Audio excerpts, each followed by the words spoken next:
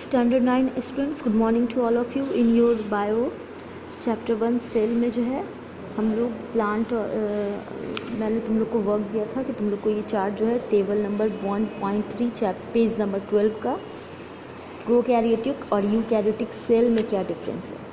Nucleus तो पता ही है तुम लोग कि प्रोकैरियोटिक जो होता है उसका जो न्यूक्लियस है वो वेल डेवलप नहीं होता, वो ट्रू न्यूक्लियस नहीं होता, और जो यूकैरियोटिक सेल होता है उसका जो न्यूक्लियस होता है वो ट्रू न्यूक्लियस होता है, वेल डेवलप्ड होता है। और उसके अलावा और भी सारे पार्ट थे, organelles, ribosome, cell division, respiration, ये सब के लेवल पे, फोटोसिंथेसिस, ये सब के लेवल पे दोनों सेल में क्या डिफरेंस है मैंने तुम लोग को वर्क दिया था ये लर्न करने का। उसके अलावा ये जो है डायग्राम भी तुम लोग को प्रोकैरियोटिक सेल और यूकैरियोटिक सेल का ये पता होना चाहिए। अब नेक्स्ट है लर्न होना चाहिए। उसके बाद नेक्स्ट है plant and animal cell. Plant cell और एनिमल सेल में क्या डिफरेंस है, जैसा कि तुम सेल के डायग्राम से ही तुम लोग को पता चला कि कौन सा, जैसे कुछ चीज़ है जैसे प्लास्टिड प्लांट सेल में होते हैं पर एनिमल सेल में नहीं होते, क्योंकि प्लांट सेल में प्लास्टिड होते हैं जिसके थ्रू, उसमें सबसे जो खास प्लास्टिड होता है क्लोरोप्लास्ट, जिसके थ्रू वो जो है फोटोसिंथेसिस का प्रोसेस कर सकते हैं। तो उस और भी बहुत डिफरेंस है, जैसे कि प्लांट सेल जो है वो ज़्यादातर एनिमल सेल की अपेक्षा लार्जर होते हैं, जबकि एनिमल सेल जो होते हैं वो स्मॉल साइज के होते हैं। उसके अलावा जो है प्लांट में जो है ये प्लांट सेल जो है उसमें प्लाज्मा मेम्ब्रेन प्लांट सेल का जो है वो घिरा होता है एक रिजिड वॉल से जो सेलुलोज से बना हुआ होता है, और इसमें तो सेल वॉल होता ही नहीं है, सेल वॉल एब्सेंट होता है। अब इसमें जो प्लांट सेल होते हैं उसमें प्लास्टिड्स होते हैं, जिसमें ल्यूकोप्लास्ट, क्लोरोप्लास्ट, क्रोमोप्लास्ट, ये 3 तरह के प्लास्टिड्स होते हैं जो कि प्लांट सेल में होते हैं, जबकि एनिमल सेल में वो प्लास्टिड एब्सेंट होते हैं। उसी तरह से प्लांट सेल में जो होते हैं वो वैक्यूल्स होते हैं जो कि बहुत लार्ज साइज़ में होते हैं, लेकिन जो एनिमल सेल है उसमें वैक्यूल्स जो है वो लेस नंबर में होते हैं और स्मॉलर साइज़ के भी होते हैं प्लांट सेल की अपेक्षा। उसके अलावा जो है वैक्यूल्स जो है इसमें जो है ये वैक्यूल्स तो हो गया। उसके बाद है प्लांट सेल जो है वो बहुत सारे सिंपलर यूनिट गोल्जी कॉम्प्लेक्स जिसे बोलते हैं, जिसे डिक्टोसोम्स भी कहते हैं, वो होते हैं, बहुत सारे स्मॉलर यूनिट होते हैं प्लांट सेल के अंदर।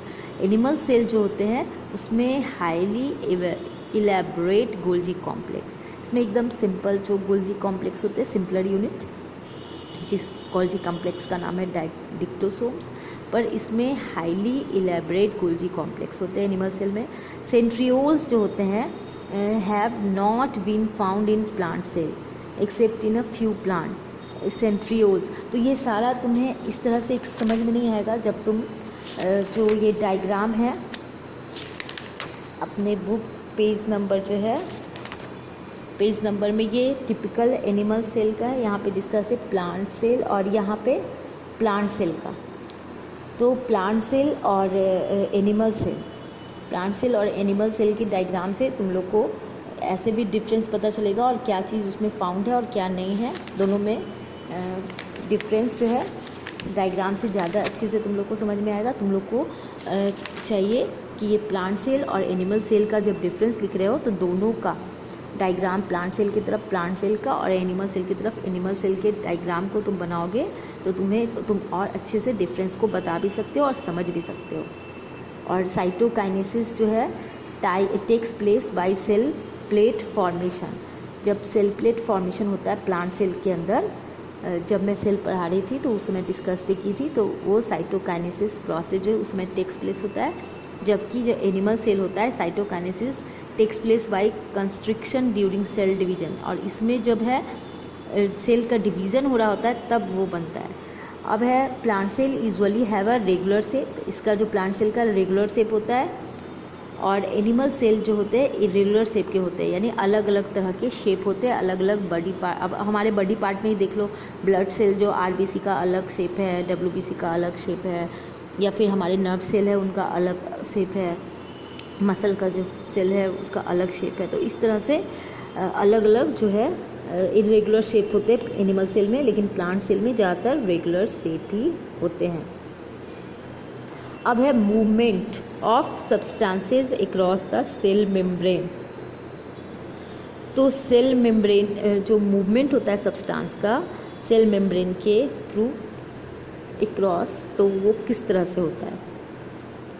तो the movement of substance such as carbon dioxide and oxygen across the cell membrane takes place by the process of diffusion। यानी जो सब्सटेंस का मूवमेंट होता है, कौन कौन से सब्सटेंस, जैसे कि carbon dioxide, oxygen, cell membrane के थ्रू डिफ्यूज़न प्रोसेस में, सेल मेम्ब्रेन में डिफ्यूज़न प्रोसेस के थ्रू इनका जो है मूवमेंट होता है। The principle of diffusion can be explained by the help with the help of the following activity. तो ये डिफ्यूज़न का प्रोसेस होता कैसे है। अब यहाँ पे एक एक्सपेरिमेंट शो कर रहा है डिफ्यूज़न। यहाँ पे बीकर, ये एक बीकर है, इसमें वाटर लिया गया और क्रिस्टल ऑफ KMnO4, यानी कि यहाँ पे जो है क्या किया गया, एक बीकर लिया गया, उसमें वाटर फिल किया गया और उसमें जो है पोटेशियम पर मैग्नेट KMnO4, पोटेशियम पर मैग्नेट का जो है वो क्रिस्टल लिया गया और a few drops of any colour fluid in it, या फिर किसी कलर, अलग कलर का जो फ्लूइड है वो इसमें डाल दो तुम। तो तुम ऑब्ज़र्व करोगे कि जो बीकर का जो वाटर है वो एक यूनिफॉर्म कलर में हो गया, एक जैसा पूरा वाटर का कलर। तो वाटर तो कलरलेस है, अब उसकी जगह जो कलर हमने डाला है या फिर पोटेशियम पर मैग्नेट जो तुमने डाला है वो पूरी तरह से पूरा जो है वो उसे कैप्चर कर लेता है, उस कलर का हो जाता है। तो molecules of potassium permanganate और coloured fluid diffuse into water. तो जो पोटेशियम पर मैग्नेट है या फिर कलर फ्लूइड जो है वो वाटर में हम कहेंगे कि डिफ्यूज़ हो गया। several deep color lies originating from the crystal we seen inside the water before diffusion is completed। जब तक कि डिफ्यूज़न कंप्लीट नहीं हो जाता है तब तक तुम उसे घुलते हुए, उस डीप कलर को तुम मिलते हुए, क्रिस्टल को घुलते हुए तुम धीरे धीरे देखोगे।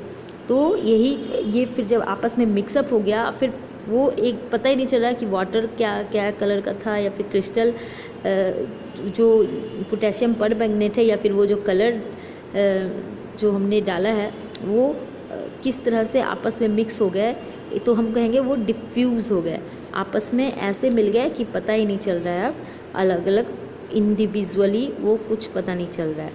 तो डिफ्यूज़न जो है, डिफ्यूज़न क्या है, तो diffusion is the process by mixing up of different substances due to random motion of their component atoms, molecules and ions।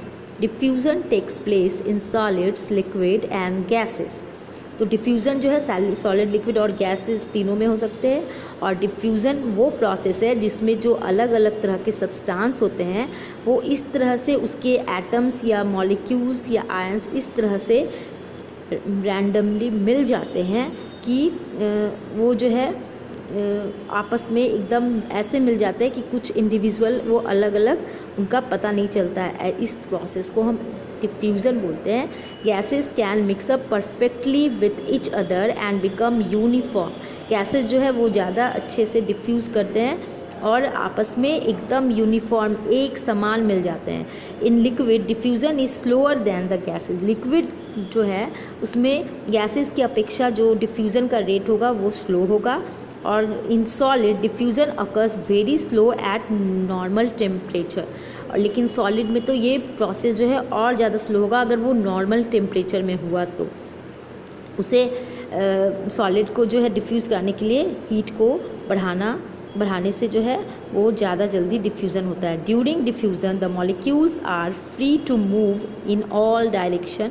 Diffusion के टाइम में उसका जो पार्टिकल्स है, मॉलिक्यूल्स है, वो ऑल डायरेक्शन में फ्रीली मूव कर सकता है। Are uniformly distributed throughout the available space. और वो अपने स्पेस को उसके जैसे लिक्विड है, लिक्विड के बीच के मॉलिक्यूल्स है और उसमें जो जो सब्सटेंस डाला गया वो सॉलिड या एक और लिक्विड ही डाला गया, तो वो जो है वो उसके जो सॉलिड का जो स्पेस था उसे वो घेरता है, उसे वो कैप्चर कर लेता है, तो ये यूनिफॉर्मली धीरे धीरे वो मिल जाता है। तो the result is that the molecules move from their region to higher concentration to their region lower concentration. तो ऐसा कहा जाता है कि जो सब्सटेंस है वो क्या करते हैं, वो हायर कंसनट्रेशन से लोअर कंसनट्रेशन की ओर जाते हैं। जो सब्सटेंस है वो हायर कंसनट्रेशन से लोअर कंसनट्रेशन की ओर जाते हैं, यानी डिफ्यूज़न कहेगा कि कोई पूछेगा डिफ्यूज़न किस तरह से होता है, तो higher concentration to lower concentration uniformly distribution throughout the available space. यानी जो भी अवेलेबल स्पेस है तुम देख सकते हो, जहाँ पे हायर कंसनट्रेशन है उससे वो लोअर कंसनट्रेशन की ओर वो डिफ्यूज़ करता जाएगा, स्पेस को घेरता जाएगा। जो मॉलिक्यूल्स खाली जगह है लिक्विड के, उसमें जो वो कलर्ड सब्सटेंस है या पोटेशियम पर मैग्नेट का क्रिस्टल है, वो उस स्पेस को धीरे धीरे कवर करता जाएगा, घेरता जाएगा। तो यही प्रोसेस है डिफ्यूज़न का। नेक्स्ट क्लास में जो है यहाँ पे तुम्हारी बुक पेज नंबर 14 में इस फिगर 1.18 से इसे और अच्छे से एक्सप्लेन किया गया है।